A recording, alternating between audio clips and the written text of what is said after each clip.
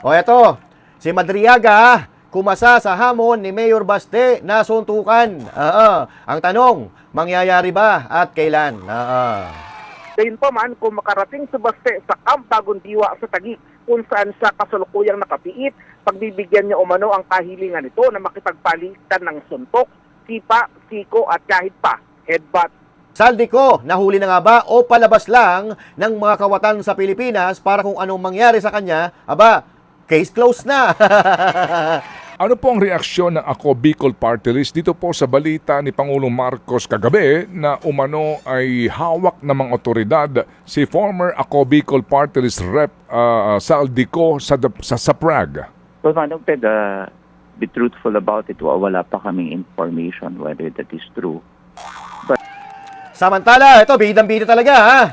Madriaga pa rin. Hindi na iimbitahan sa Kongreso dahil hindi umubra sa takilya ang kanilang pelikula. Okay? Na-disappoint ang mga buhaya dahil hindi umubra ang drama. Next artista na. Sino kaya ang susunod na artista? Pag-uusapan po natin lahat ng yan, mga kababayan. Maya-maya po lamang. Para lagi ng update. Ako nga pala si Bidaya ng mga oposisyon sa kasalukuyan po. At sabi nga, galit na galit ang mga dapungan ng Pangulong Duterte. Kung hindi ka pa nakakapag-subscribe, i-subscribe mo na yan. Okay, syempre, magandang araw mga banateros at mga kababayan natin Pilipino sa iba't ibang panig ng mundo. Ako po si Master Judea at tayo po ay nagbabalik para pag-usapan ng mga balita na may kinalaman sa ating bansa. Ganda na bibisaro. Okay? Bagay na bagay, no? Bagay na bagay maging pangulo. Puta, gigil na gigil dyan yung mga damuho, no? Di ba? Okay. Sasabihin natin ulit, mga kababayan, na kahit anong gawin nila, kahit baliktarin pa nila ang mga bituka nila, hindi tayo maniniwala sa kanila. Puta, sino ba paniwalaan natin? Yung pamilyang may nagawa o etong maiingay lang ng mga politikong timawa na wala nagawa? Yung mga tanga na. Trilyon-trilyon na ang nawawala sa ating bayan. Putangin na, si BP Sara pa rin ang pinag-iinitan. Halang hiya talaga. Uy! Gising! Gising Pilipinas! At syempre dito sa pag-uusapan natin ngayon, di ba? Balita. Ibubuking ulit natin ang mga kasinungalingan ni Madriaga with matching ebidensya na nagpapatunay na siya ay hindi dapat maging bida. Okay? Bidang-bida, no? Dito sa topic natin na ito, lalo siyang mababasag, malulubog siya sa kahihiyan dahil ang mga sinabi niya ay pawang moro-moro at mga gawa-gawa lang ng mga kawatan na sa kanya ay nagpapagalaw. Yan. At siyempre, pag-uusapan din natin ang pagkakahuli di umano kay Saldico. Ang tanong, totoo ba ito?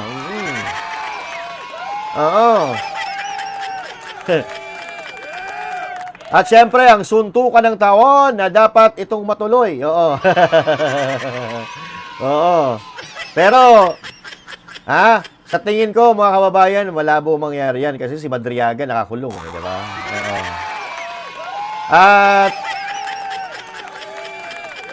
At kung kumasaman si Madriaga, mga kababayan, hindi rin pahihintulutan yan ng batas ng Pilipinas. Diba? Dahil parang malalabag nito ang batas natin. Pero, may nakita po ako, may kilala ko na isang magandang option para maging kasuntukan ni Mayor Baste Duterte.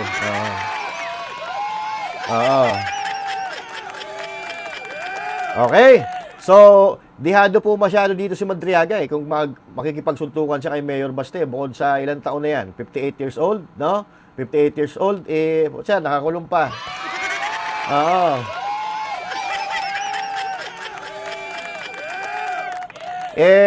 Ilang beses na namin nakaharap si Mayor Baste. Ang laki ng kamao nun.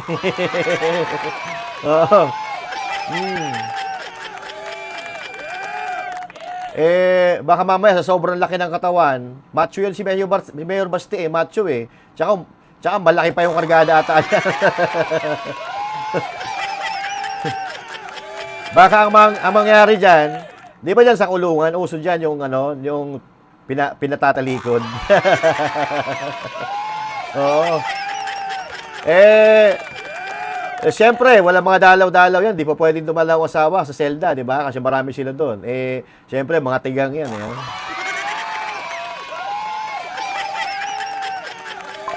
Oo. Baka mamaya, ang laban dyan, biglang magyakapan ng yakapan. Si Madriaga nakakulong yan. Oh. Puta. Tisoy pa naman si Mayor Baste. Baka mamaya, lagi nasa likod yan si Madriaga.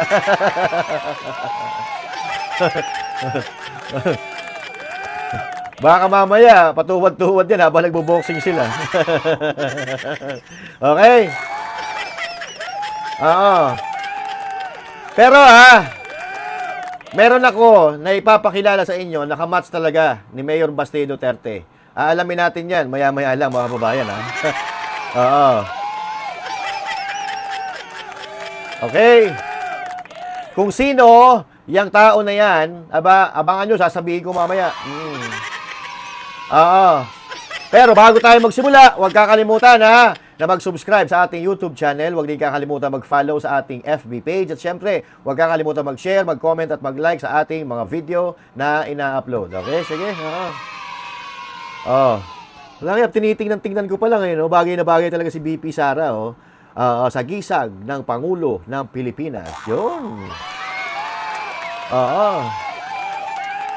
Gigil na gigil, Yung mga dilawan, yung mga tangalista, pucha, gigil na gigil yan. Pucha, ito ang pinakaunang presidente ng Pilipinas na napakaganda. Abogado pa.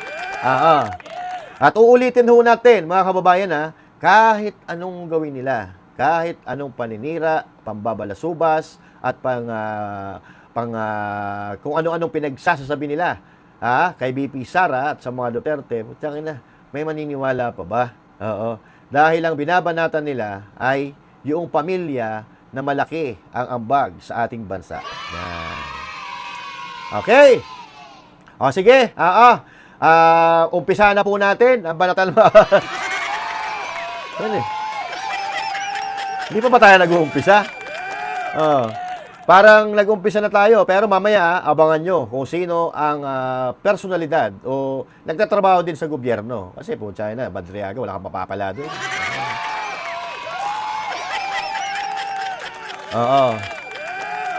Dapat yung match, di ba? So, pero ngayon, mamaya na yon, yung boxing, durugin muna natin ngayon si Madriaga para matapos na yung kahibangan niya. Na alam naman natin na may tao na nagpapagalaw dito sa kanya, di ba? Tingnan mo, hindi nga nila may paliwanag yung mga testimonyo, pati yung abogado niya kung ano-ano na pinagsasabi.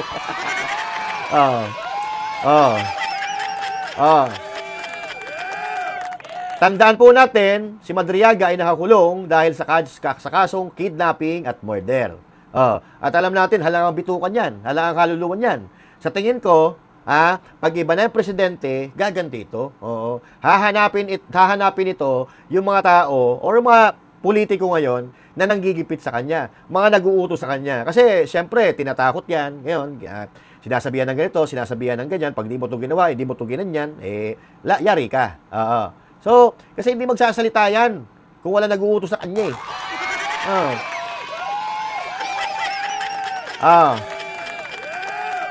Kaya kayo mga buwakan ng ina, mga buwakan ng inang gustong-gustong ma-impeach si BP Sara, galingan ninyo. Siguraduhin nyo na mai-impeach nyo si BP Sara dahil kapag nanalo yan, ay magtago-tago na kayo sa mga pinanggalingan nyo dahil mananagot kayo sa pambabalasubas nyo sa batas ng Pilipinas. Alam na alam ninyo, alam na alam ninyo kung ano yung consequences ng mga pinaggagawa ninyo. Na puro kasinungalingan, walang katuturan at pamumulitika lang ang inyong pinagkakaabalahan. Imbis na tulungan ninyo ang ating mga kababayan na hirap dahil sa mahal ng bilihin, mahal na gasolina at kung ano-ano pang nagmamahalan, puta impeachment pa rin.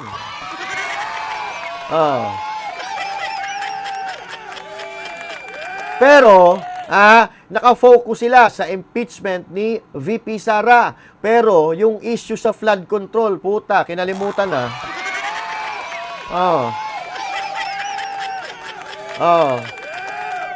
Para wala tayong naririnig sa flood control project, 'di ba? Sa mga ghost flood control projects, wala na tayong naririnig. Ano na nangyari sa bilyon-bilyon, trilyon-trilyong pondo na nasayang at pinagnanakaw ng mga buwaka ng inang buhaya sa ating bansang Pilipinas? Nasaan na ang Maharlika funds? Bilyon-bilyon din yun, di ba?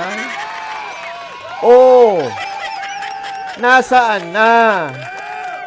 Bakit si BP Sara? Bakit si BP Sara?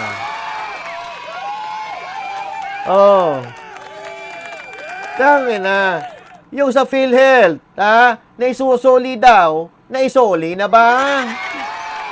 Walang hiya talaga, oo. We are talking about billions or trillions of pesos na ninakaw nito mga talipandas na mga lapugo ng mga magnanakaw sa gobyerno. Pero, ang focus nila, si BP Sara. Siyempre, oo. Ang lakas-lakas ni BP Sara, may mga bali-balita pa, lumiliit na daw ang lamang ni BP Sara, kay Leni Robredo. Putang ina talaga. Asa pa. Asa pa. Pero for now, mga kababayan, focus muna tayo sa salaysay ni Madriaga dahil ito naman ang pinag-uusapan ngayon eh. 100%, pero 100%, may gumagawa niyan para basahin or sabihin ni Madriaga. Pero ang problema, nagsisinungaling na lang, putang ina, kasi sinungalingan pa. Pambihira talaga. Di ba? Ayan tuloy, mga kababayan, basag na basag, buking na buking ang bawat litanya or mga linya ni Madriaga. Sa bawat salita niya, lalong nalulubog sa kumuno yung pangalan niya. Lalong napapatunayan na sinungaling siya. Tulad na lang halimbawa, Nere, BP Sara, diyan muna. Magiging presidente. Kaya saka itatanong, no? Wala nga silang pakialam sa mga petsa-petsa na yan.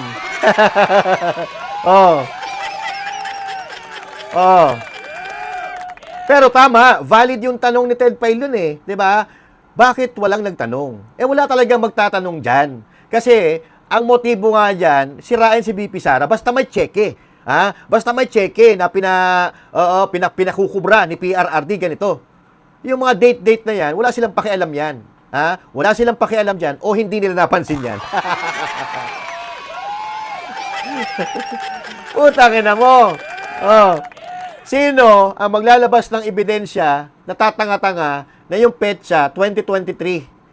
2023 na. Si Bongbong Marcos na ang presidente niyan.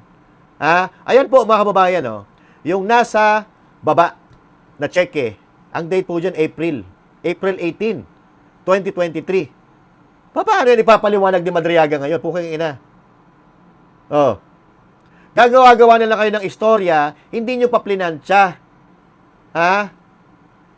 Gusot-gusot eh. Paano nga ipapaliwanag ng cheque na yan? 2023. Ayan nasa baba Ayan, tingnan nyo. Saan nyo kinuha yung cheque na yan? Antindi naman. Antindi naman pala ni PRRD, Ibig sabihin ba niyan, 2023 na, inuutusan pa rin ni PRRD si Madriaga na mag-pick up ng pera sa land bank? Utang ina nyo. Pucha, grabe naman pala si PRRD, grabe. Bumaba na sa pwesto, kumukubra pa ng cheque sa land bank. Ayop talaga. Walang iya talaga. Sa bagay, mga kababayan, wala tayo dito magagawa. Walang iya, Madriaga. Kung tatanga-tanga ka, madadala ka dun sa mga drama-drama eh. May paiyak-iyak pa nga eh. Diba? Pero, hindi ka makakalusot sa mapapanuring mata ng mga tagapagtanggol ng Agila. Yan. Alam niyo ako, natutuwa ako, mga kababayan, kasi yung taong bayan yung taong bayan mismo, yun po ang nagre-research para kay BP Sara Duterte. Actually, hindi na kailangan sumagot ni BP eh. Kasi after nga nung hearing na yon, yung paintings lumabas, 'di ba? Tapos yung check-in na patunayan na ayan, kasinungalingan. So, okay nang ina. Taong bayan na po ang nagsumasagot dito sa mga aligasyon ni Madriaga. Na papaano ngayon 'yan? Papaano ngayon ipapaliwanag ni Madriaga na yung taong bayan mismo pinapatunayan na sinungaling siya? Oh.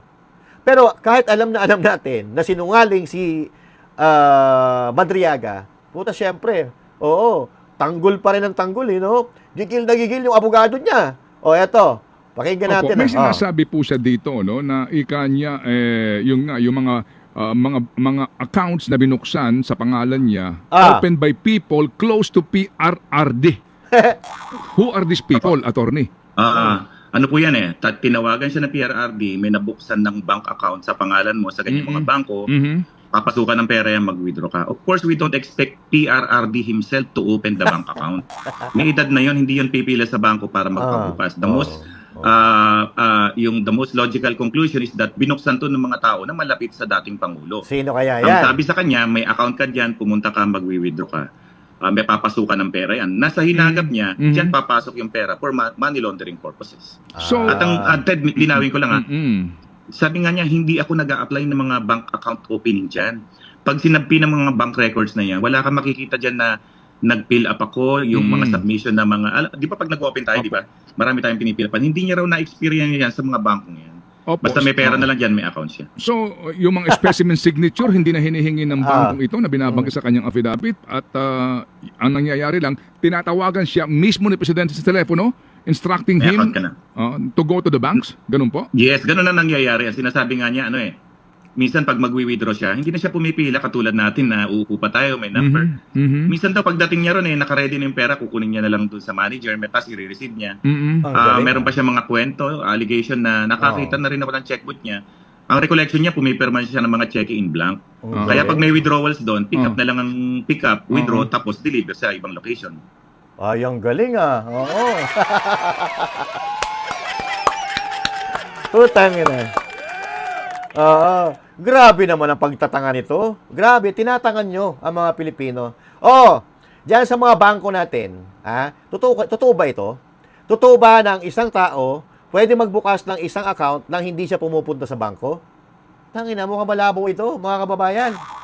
Oo. Ang paliwanag niya, nakapagbukas daw ng account, si Madriaga, kahit hindi siya nagpunta ng bangko. Anong katangahan to?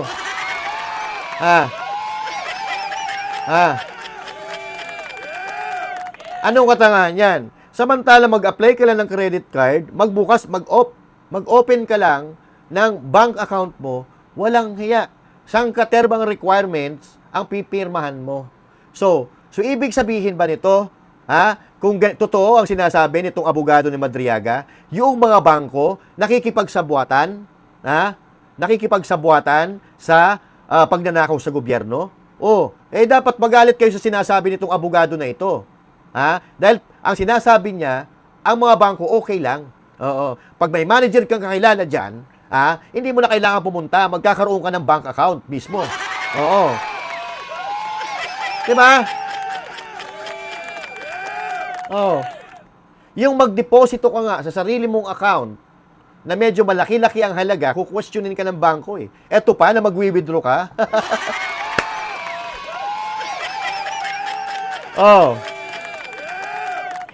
At ito pa ang matindi. Ang matindi dito. Alam naman natin na mula umpisa na maging presidente, mula na umupo si Presidente Duterte, bilang presidente, sino kasama niya? Si Senator Bongo. Aide niya si Senator Bongo, di ba? So paano nakalusot kay Senator Bongo itong nangyayaring ito? Ibig bang sabihin ito, mas malapit si Madriaga kay PRRD at hindi na dumadaan kay Senator Bongo?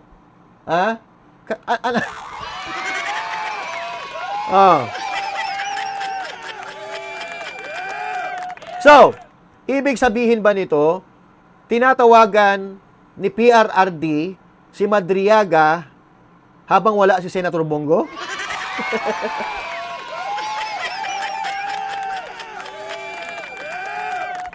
Oh, si Senator Bongo nga mismo, may hawak ng cellphone ni PRRD eh.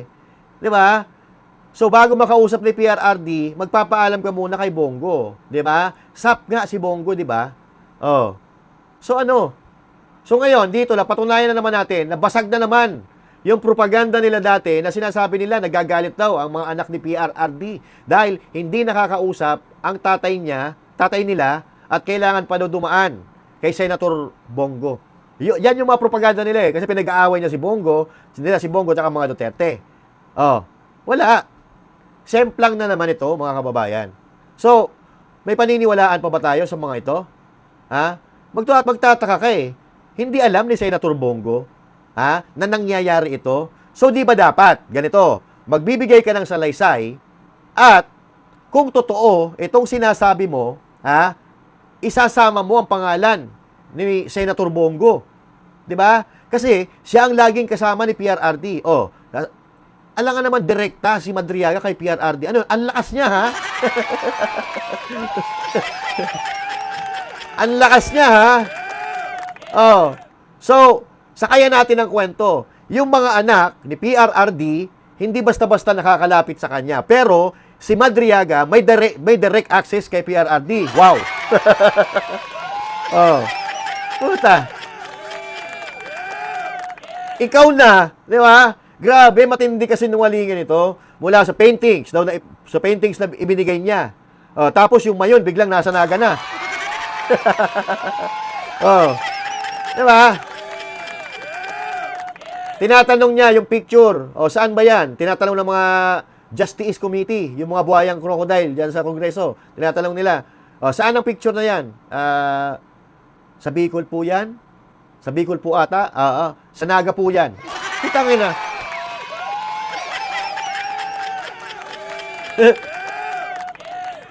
Kauuwi ko lang sa Bicol. Last month, nagbakasyon tayo eh. Oo, nagbakasyon tayo doon eh. Nakita ko yung Bicol nandun sa Albay eh. Hindi pa naman...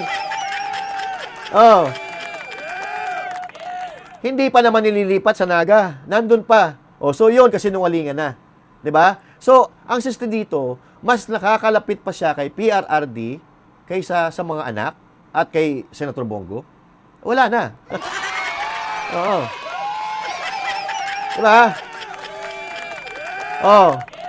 Naging kengkoy na si Madriaga. Pero ito tandaan nyo itong sinasabi ko, mga kababayan. Kapag natapos ang issue na ito at naging presidente si BP Sara, ulitin ko, babalik talito si Madriaga. Humanda na yung mga nanggigipit sa kanya, humanda na yung mga nag-uuto sa kanya. Kasi may kilalagyan sila dito kay Madriaga. Alam nyo, nakakulong yan dahil kidnapper yan, may kasong murder yan. Baka, kung sakasakali man na si Madriaga makalaya yan, gagantihan kayo niyan. Diba? Humanda kayo. Eto pa, kasinungalingan. Alam na alam mo na walang alam dito sa script na to si Madriaga eh. Kasi kung alam niya, hindi niya sasabihin ito. Biruin mo ito Si Madriaga daw, mga kababayan, ayan, nasa screen. Sabi niya, kinuha ko ang pera sa bangko sa loob ng isang mall sa Lubao, Pampanga. Kinuha daw niya. Kaya nga siguro naiyak ito si Madriaga dahil hindi niya matanggap na sinasabi niya yung mga nasa sulat, yung nandun sa affidavit na yon na wala naman sa kalooban niya. Kahit papaano kasi mga kababayan, tao pa rin yan. Tao pa rin yan si Madriaga. Kahit gaano ka demonyo, kahit gaano ka satanas ang isang tao, tatamaan pa rin niya ng konsensya. Pero may sasabihin mo, labag sa kalooban. Diba? Alam mo na nga ikaw, ano na buhay mo Kumbaga, wala nang silbi buhay mo, diba? Nakakulong ka na. Puta, tapos sa isip-isip siguro niya, nakakulong na nga ako, dadagdagan ko pa yung kasalanan ko. Napakalaking kasinungalingan, mga kababayan. Ayan, walang mall sa Davao. Walang mall sa Davao tuloy. Sa Lubao, Pampanga. Yan, basahin nyo sa screen. wala pong mall sa Lubao, Pampanga at mismong isang taga Lubao, Pampanga na si CJ Hero na isang content creator ang nagsabi na wala daw mall doon. So, kanino tayo maniniwala? Sa taga Lubao mismo o kay Madriaga na hindi naman taga Lubao, Pampanga? Kapag mas naniwala ka kay Madriaga, kutsa may sira na talaga. May sira na talaga ulo mo at gago ka. Oh. Oh. At syempre, di tayo basta-basta naniniwala. Oh, nag-research tayo ngayon. Ha? Nag-research tayo kung mayroon ba talagang mall sa Lubao, Pampanga. Ha? Ni-research natin kung totoo ang sinasabi ni CJ Hero na walang mall sa Lubao, Pampanga. Then we research, mga kababayan. Yan.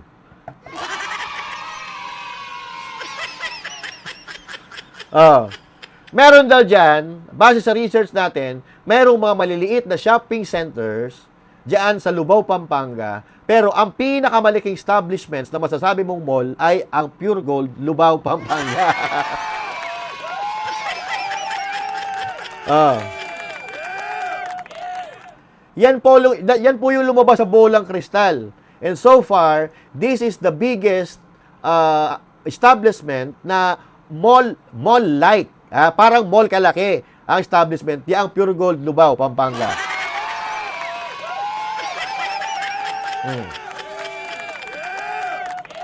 Ngayon, sino naman ang tatanga-tanga na mag-withdraw ng pera ng mga nakadapol bag sa isang lugar na puntahan ng maraming tao kung saan nag-grocery sila?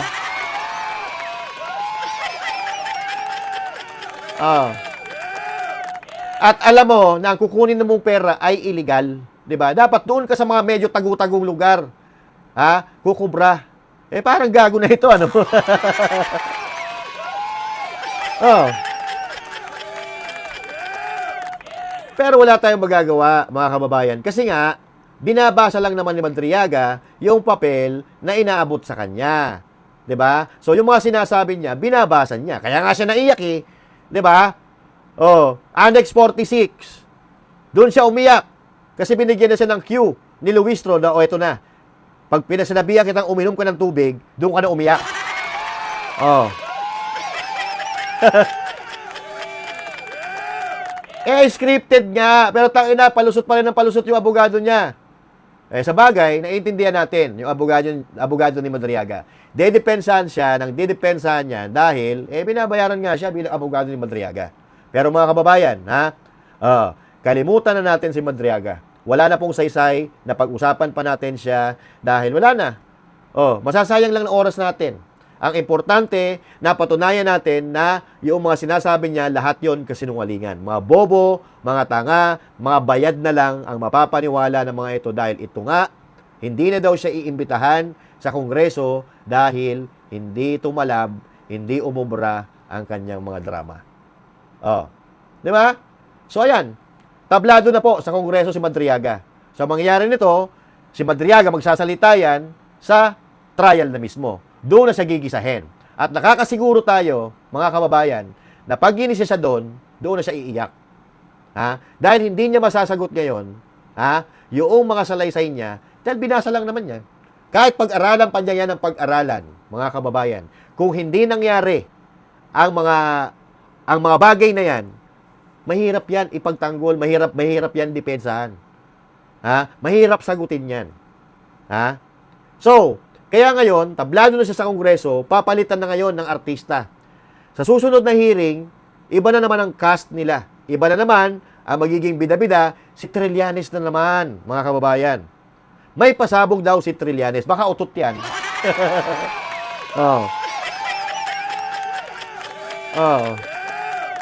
Baka pagpunta mo Trillanes diyan sa Kongreso, biglang bumaho dyan kasi ang pasabog mo, utot pala.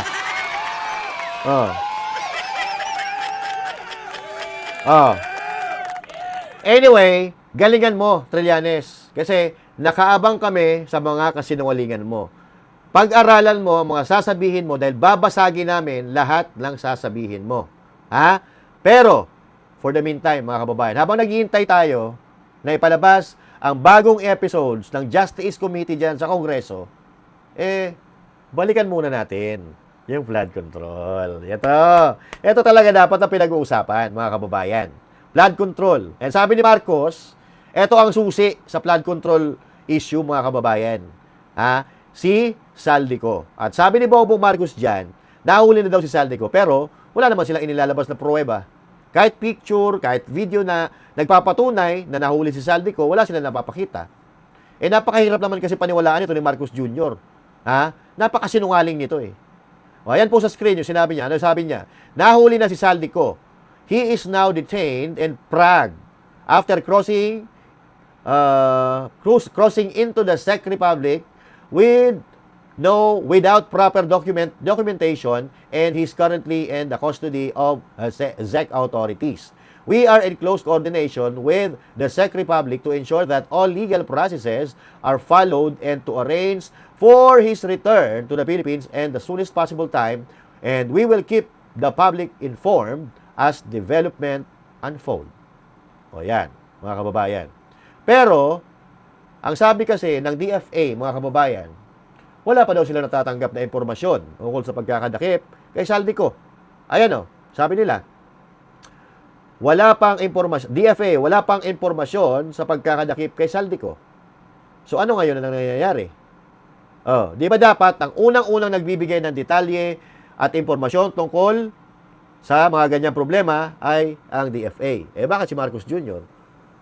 Hindi ba dapat ang DFA ang magsasabi sa kanya kasi sila ang unang kokontakin ng Czech Republic na ito, yung Pilipino, isang Pilipino, nahuli namin dito sa Prague. Oo.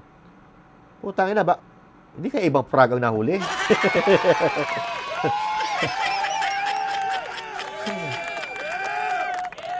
Baka yung Prague sa Malacanang nahuli dyan, ha?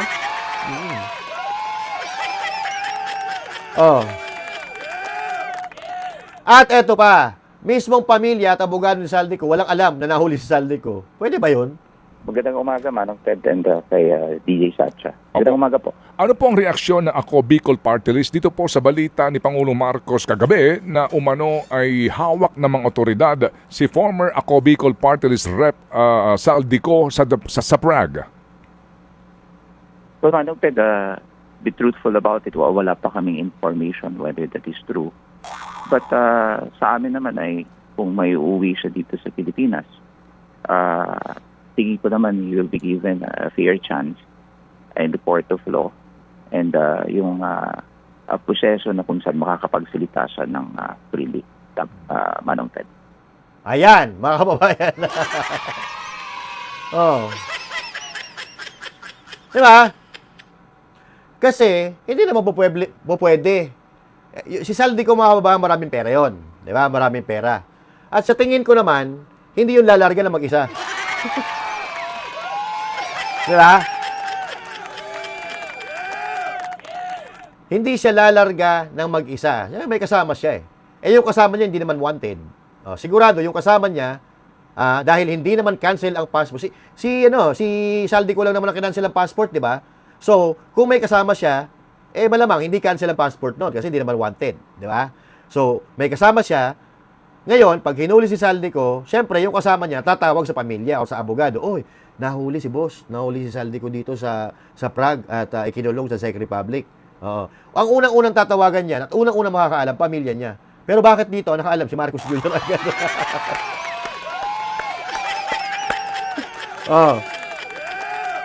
Di ba? So, ang nangyari ba, yung kasama ni Saldico, kay Marcos tumawag, Mr. President, yung si Boss Saldico po, nahuli na po. Maliban na lang kung inahas nyo yung bata ni Saldico. Maliban na lang kung, halimbawa, blinakmail ninyo, binayaran nyo yung kasama ni Saldico, kung nasaan man siya ngayon, sige, ito babayaran kita, doble sa binabayad ni Saldico. Ituro mo lang kung nasaan ang amo mo. At balitaan mo ako kung anong nangyayari sa kanya. Pagka ganun, pwedeng ganun. Pero, rule of thumb, rule of thumb tuloy, ang una dapat na makakaalam kung nasaan, o ano nangyari kay Saldico, yung pamilya niya. So ngayon, ano ang totoo? Nahuli ba talaga si Saldico?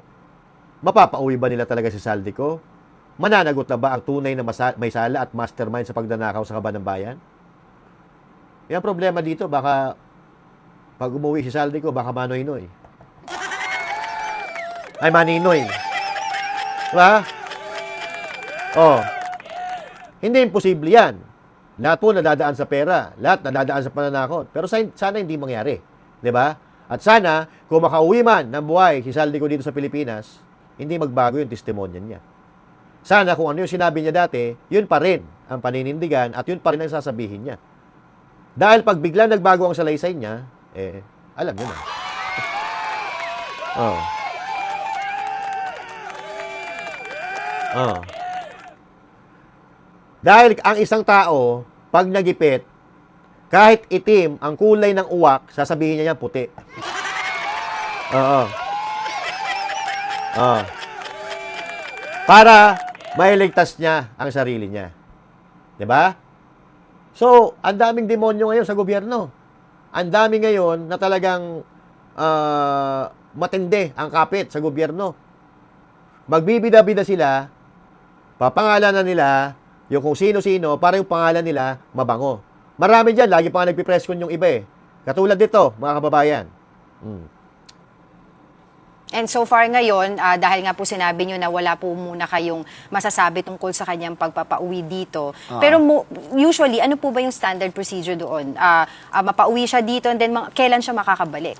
Well, kung kailan hindi ko masasagot, DFA is the best person to answer. Pero pag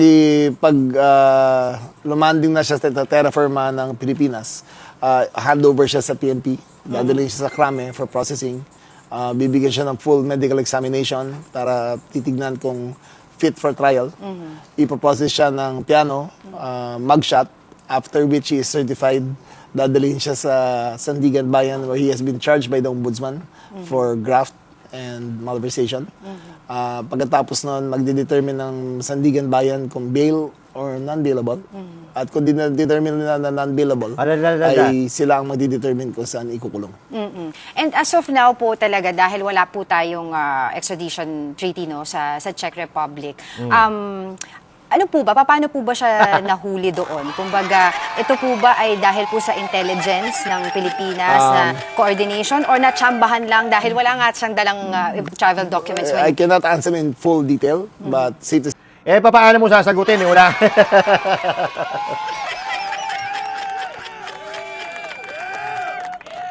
Paano mo nga sasagutin yan? Wala ka namang participation doon. Paano mo sasabihin na may kinalaman ka kung...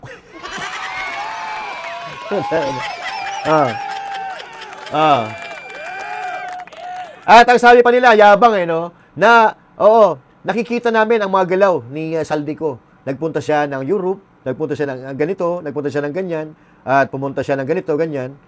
Nagpunta pa pala sila doon, ba't di nyo pa inuli?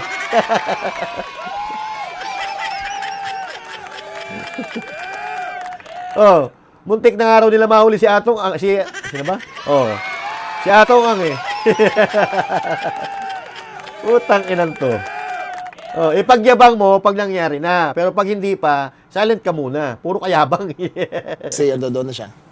And wala siyang travel documents na dala nung nahuli siya. Di ba? Tumistigo. Yun ang problema, mga kababayan. Walang travel document, kaya nahuli. Pero sa ibang interview, bida-bida siya. Di ba ang galing? Akala ko ba naman, kagabi, akala ko, sila yung nakahuli. Dahil napakayabang itong mga to eh. Si Atong Ang nga, hindi nyo nahuhuli. Sabi si Atong Ang, nasa Calabarzon daw. Ba't di nyo mahuli? Tapos, ito, siyempre, pagkakahuli ni Saldico sa Czech Republic, no? Wala silang participation dito. Pero tingnan nyo, bakit ka nagpa-interview dyan? Wala ka na pa-participation. Diba? Puta na, nagpunta pa tayo sa studio no? Puta, mas maganda siguro, kung may participation ka, ikaw yung dahilan yung nakahuli, magpa-interview ka. Pero kung wala ka namang participation, puta, ikaw pa-interview. Diba? Alam mo sila nakahuli puro palpak naman ginawa mo. Nagsorry ka nga doon sa naghahalo ng simento Na hinuli nyo Diba? Nag-sorry nga ito eh. Palpak nga yung ano mo eh, instruction mo sa mga pulis eh. 'Di ba? Oh. Maganda ito anyway, mga kababayan. Kung talagang nahuli si Saldico. Pero sabi nga ng pamilya, wala silang impormasyon eh. Maganda ito para matuldo ka na. Ha? Yung issue sa flood control. Makapagsalita na siya. Matapos na to. At sana ito to tell you honestly, from the bottom of my heart, sana makauwing ligtas si Saldico. Sana makauwi siya ng buhay sa Pilipinas. Oh. Huwag sana ninuyin, no? Kasi yun ang sabi ni Congressman Kiko eh. Baka mapalitan yung airport dyan. Baka mapalitan ng pangalan. Oh. Wag naman sana. Kasi pag nangyari yon, mga kababayan, pag nangyari yon, wala na. Tapos na laban. Oh. Tapos na. Case closed na. Si Saldico na ang mastermind. Yun ang mangyayari dyan. Yun ang palalabasin nila.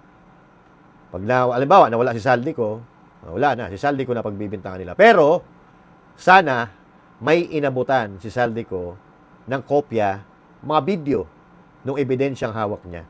At sa tingin ko naman matalino naman si Saldico. Sa tingin ko naman, may binigyan na siya ng kopya ng mga ebidensyang hawak niya. At kung ano man ang mangyari sa kanya, sana, pabor sa Pilipino, hindi pabor sa mga politikong magdanakaw. Ito kasi ang problema, mga kababayan Yung walang kasalanan, yun ang gusto nila kulong. Pero yung mga tunay na magnanakaw, pag-alagala ngayon. Pag-alagala sila habang winawaldas nila yung pera na ninakaw nila sa kaba ng ating bayan. Alam niyo noon pa nag-uumpisa pa lang ito, alam na natin. Yung pag-iimbestiga na yan, napilitan lang sila mag-imbestiga dahil nabuking na. Nailantad na yung nakawan. Pero ano nangyari sa investigasyon? Wala naman. 'Di ba? Yung ICI, ano nangyari? Hinostage nila yung resulta ng investigasyon. Hindi nila pinapaalam sa taong bayan. Blue Ribbon Committee. Tangina, ano nangyari sa Blue Ribbon Committee? Tayo na, si Lacson nga ang sumasagot sa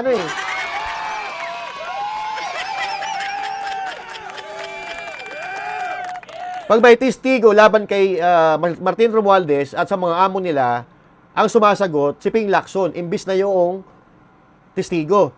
Puta.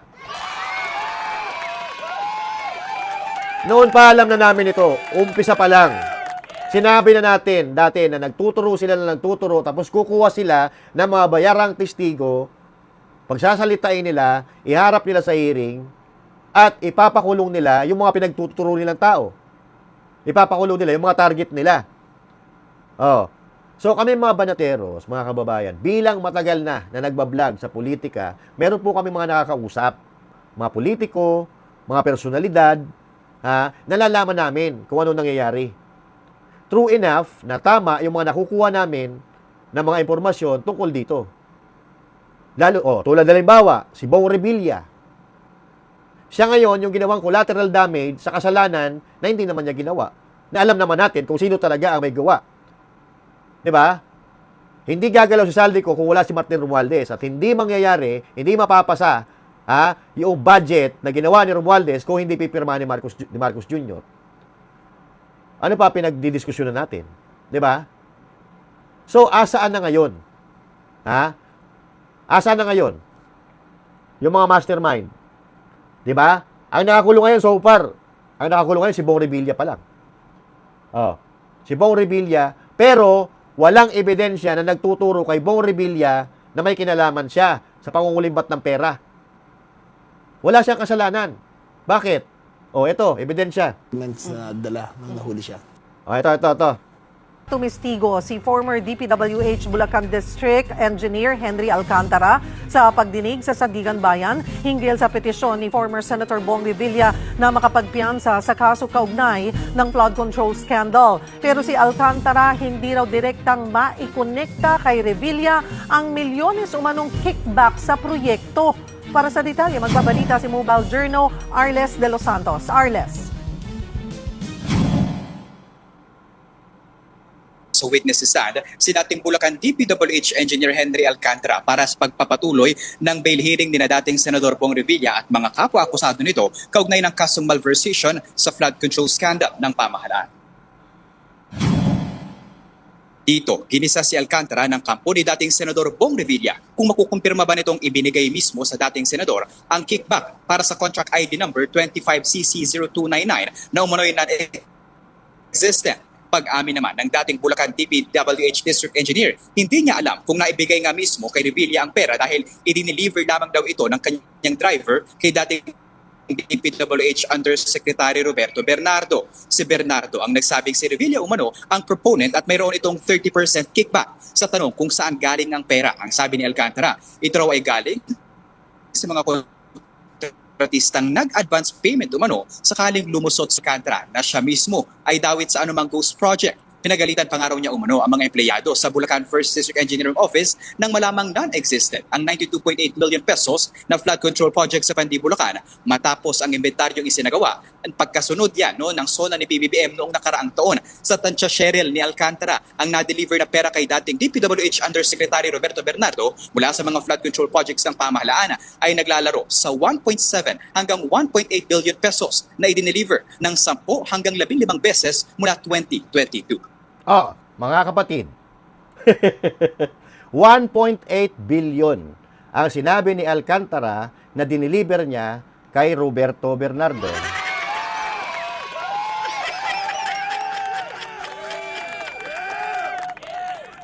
Pero, si Bernardo, state witness. Si Alcantara, state witness. Si Bryce Hernandez, state witness. Si Bong Revilla, suspect. Puta. So, hindi ba ito panggagago? Sila, umaamin na nagnakaw sila ng pera. Ngayon, wala silang maibigay or maipakitang ebidensya na si Bong Revilla ay nagnakaw ng pera. Pero bakit ang iniimbestigahan si Revilla? Cheryl, ang matatandaan na nitong Miyerkules ay binisita mismo ng mga husgado ng 3rd Division ng Sandigan Bayan yung umunoy Ghost Flood Control Project sa Purok 5, Barangay Bunsuran sa Pandi, Bulacan at walang natagpo ang anumang istruktura sa lugar. Pero nakatakda naman na humarap si Bernardo sa pagdinig ng bail hearing ni Revilla sa paparting na mga araw. Cheryl. Yan, mga kababayan. Yan ang problema. Isang linggo na po na nagkakaroon ng hearing, bail hearing, itong si Senator Ramon Bong Revilla. Pero nakikita naman natin dyan sa screen, walang direktang nag-uugnay kay Ramon Revilla dyan sa Bulacan Flood Control Project. Siyam po na testigo ay bigong magpatunay na si Ramon Revilla ay may kinalaman, may partisipasyon sa pagnanakaw.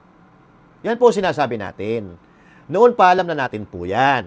Diba? Noon pa naaamoy na namin kung ano nangyayari. Putang ina mo Bernardo, putang ina mo Alcantara. Kayo ang tunay na kawatan. Bakit si Bong Revilla ang inimbestigahan? Biruin mo, paiyak-iyak pa yung mga gago, di ba? Sila pala yung tunay na magnanakaw. Ayan, 2 beses na sila umamin. Si Bernardo umamin na. Si Alcantara umamin na. Kung ano yung sinasabi ni Alcantara, yung sinasabi ni Bryce Hernandez, di ba? At ilang beses na nabanggit ang pangalan ni Martin Romualdez, ba't si Martin Romualdez din yung kasuhan? 'Di ba? Si Ramon Revilla, binanggit lang yung pangalan, aba, putang ina, wala nga, nakulong na. 'Di ba? So, yan ang problema natin dito.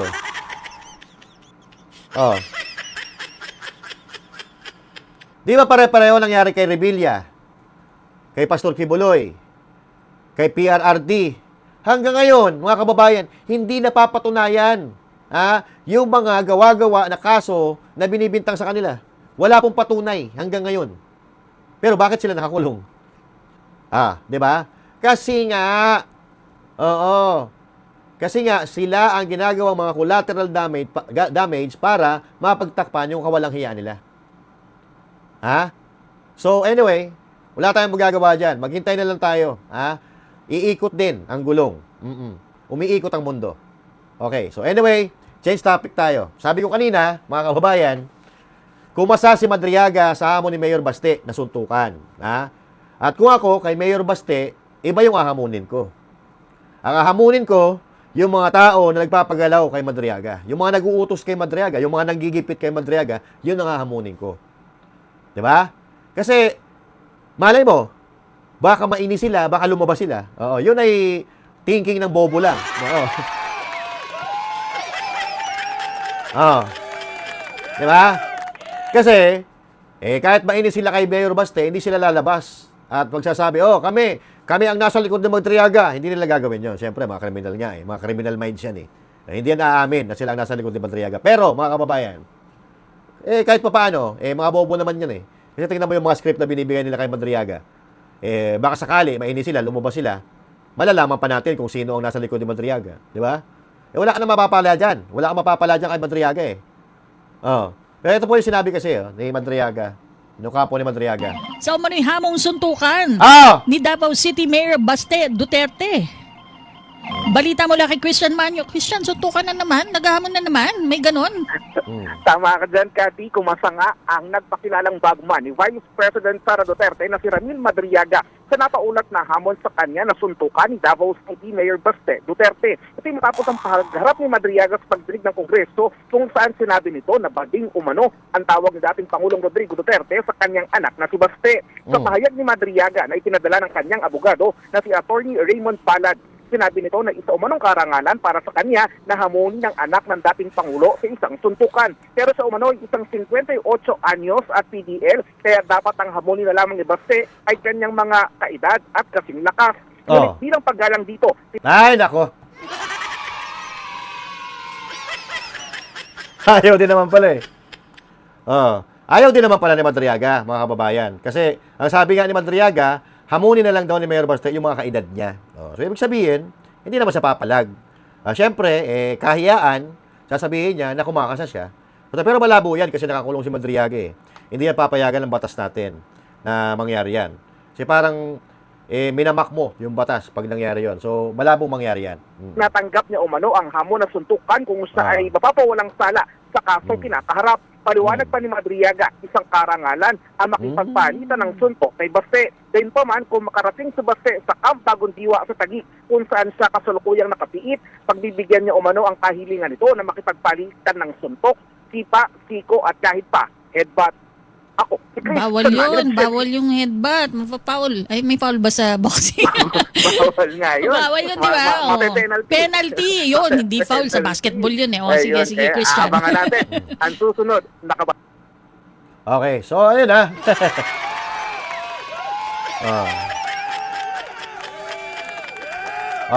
Ang sabi ni Madriaga, pag napawalang sala daw siya, papatulan niya si Mayor Baste.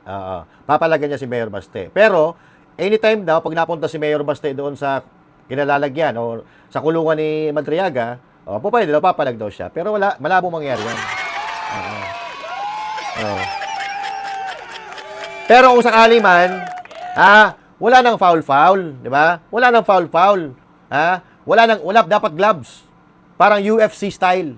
UFC. UFC, Universal Fried Chicken. UFC, Ultimate Fight. Yung walang tapos walang referee. Yung bumalagta, yun ang talo.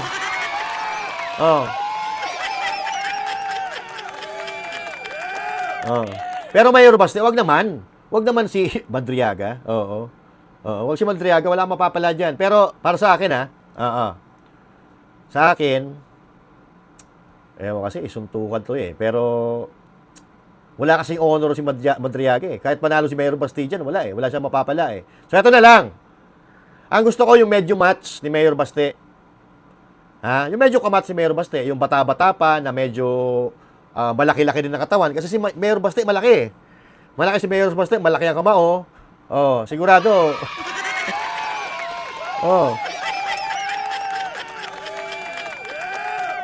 Sigurado, malaki rin tarugo nun ni Mayor Baste.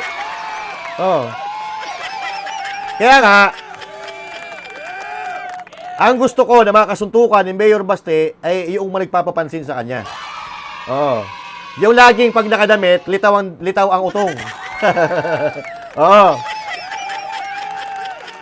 Comment nyo nga. I-comment nyo kung sino yung tinutukoy ko na nagpapapansin lagi. Gusto ata mahawakan yung pisot ni Mayor Baste kasi sinabihan si Mayor Baste na supot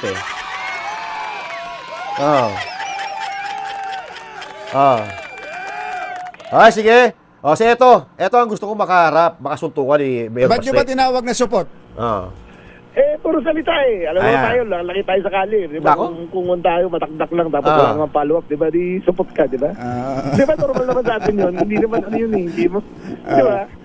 Pero hindi ba kayo hinahamon? Kasi mahilig maghamon to si Mayor Baste. Tulad nga ito, si Ito Madriaga. naman. Ah, di ba? Yan ang gusto kong makasuntukan ni Mayor Baste.